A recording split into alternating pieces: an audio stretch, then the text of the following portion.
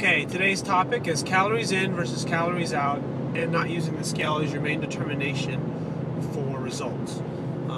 Lately, I've been getting leaner. I can see myself in the mirror, and I've been changing, and I like the results. However, the scale has been moving extremely slow and is driving me crazy to a certain extent.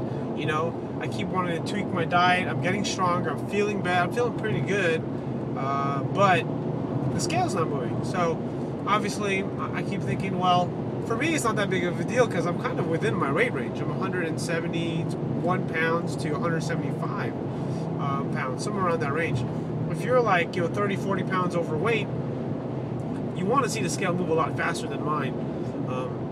So keep in mind, it just depends on kind of where you're at in regards to your results before you kind of decide, oh, well, let me take a look at my clothes. Because the reality is that, if you have 50 pounds or more to lose, chances are you really need to change your food intake significantly. And that doesn't mean necessarily cutting calories. It does, but has more to do with composition of meals, such as cutting out grains. Because everyone knows calories in, calories out is basically the basis for weight loss and weight gain. So no matter how much bad food I eat, I'm going to, if I eat less calories than I burn, I will lose weight.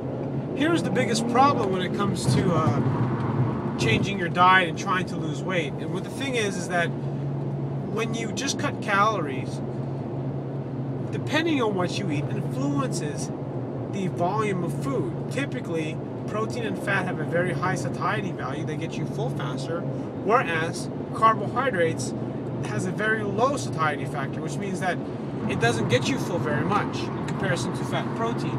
So when you're trying to lose weight, obviously you want to eat more of the foods that make you full.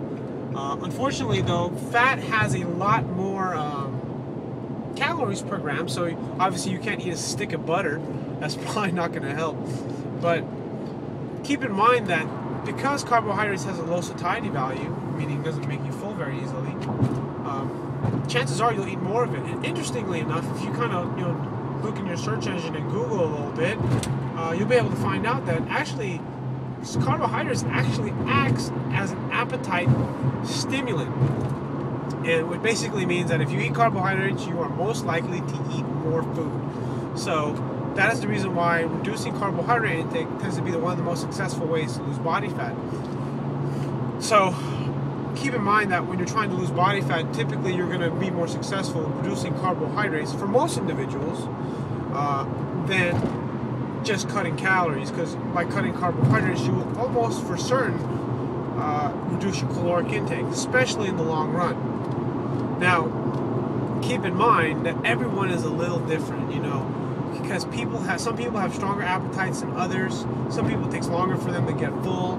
People's mechanisms, hormonal balances, hormone levels in their body is different. Like the amount of leptin their body is producing, how their body responds to leptin. Also, how much insulin their body is producing, or how insulin sensitive their body is. And when you keep that in mind, when your insulin sensitivity is low, your body has to produce more insulin to lower blood sugar, because your blood sugar is always high, because it doesn't respond as fast than versus if you are more insulin sensitive. So basically what that means, that remember that insulin is a storage hormone, and I'm not going to get into all the details about it right now. You can use your search engine to find out more about insulin regarding weight loss, but the more your body uses insulin or produces insulin, the more your body's going to have difficulty losing fat. So controlling that is a big key factor in overall weight loss. Second, leptin, which is also influenced by insulin, is that leptin affects your appetite. So some people have a very strong appetite, like myself. They have difficulty not eating. And in order to control that leptin control, you have got to eat high satiety foods. The cravings for sugars is a tough one to beat. So, I got about another minute here. So just to kind of wrap things up, leptin, insulin, using the scale as your results versus calories in versus calories out. Take a look at what your overall behavior and goals are. Look at your goals. Okay, that's number one. What are your goals? Number two, how your body responds to food. I wouldn't really be overboard with the calories in, calories out for the specific reason that it doesn't really work very well for most people. And the reason why is because food tastes good, and when you eat a pizza, for instance, pizza is my worst food for me. It's like one of my danger foods. I could probably eat an entire pizza. I'll probably almost die, but I could. And you think about that, why? I don't know. Maybe there's sometimes there's a lot of psychological stuff attached to certain foods. You know, like people say, I can't give up my chocolate, I can't give up bread, I can't. Anything in regards to food is usually a significant positive psychological attachment to food, and that also affects the taste of food. So if you perceive something as healthy, it usually doesn't taste very well, versus if something is tasty or delicious, typically it's not good for you, but it tastes better. So you gotta understand that there's also the connection of psychological effect of food, you know. So I've kind of got off my topic, but I want to be consistent with my videos, and I'm kind of rambling a little bit, but hopefully you got a little bit of information to kind of do some searching on your own, to kind of learn more about yourself, so that maybe you can be more successful in your weight loss. Because calories in, calories out is just one view. The paleo diet is also another view. There are different views to weight loss. There's the abs diet, there's the Atkins diet, there's the zone diet, and the thing is that you kind of have to find what works for you. I mean, I have a belief there's something that works for everybody.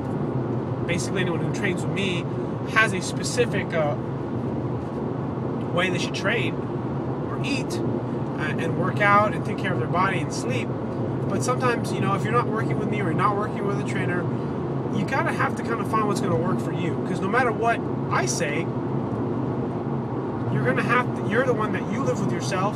You know what your habits are, and that's what you need to figure out. What's going to get you results, what's going to make you feel better, and focus on what it is you want. Anyways, see you tomorrow.